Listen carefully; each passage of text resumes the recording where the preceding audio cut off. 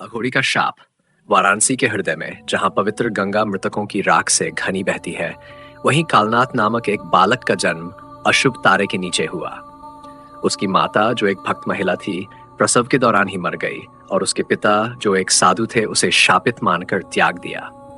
घाटों पर मृत्यु के हवाले छोड़े गए कालनाथ को अघोरियों के एक घूमते फिरते साधु ने अपना लिया।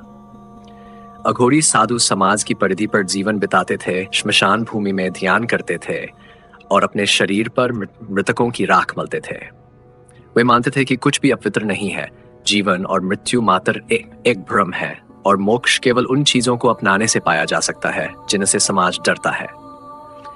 त्यागे गए और खोए हुए कालनाथ को इन्हीं अघोरियों में सुकून मिला। उन्होंने उसे सिखाया कि पीड़ा एक भ्रांति है, शरीर केवल मांस और हड्डियों का पिंजरा है जिसका अंत नश्वर है।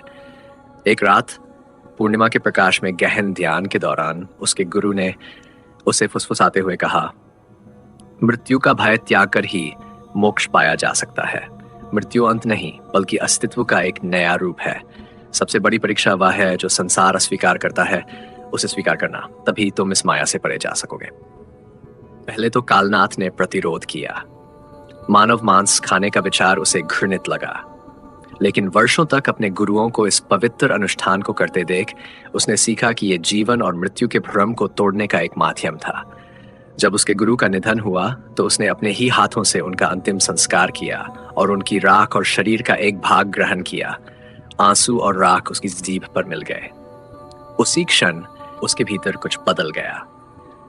उसे मृत्यु का भार समाप्त होता प्रतीत हुआ। उसकी आत्मा सांसारिक बंधनों से मुक्त हो गई।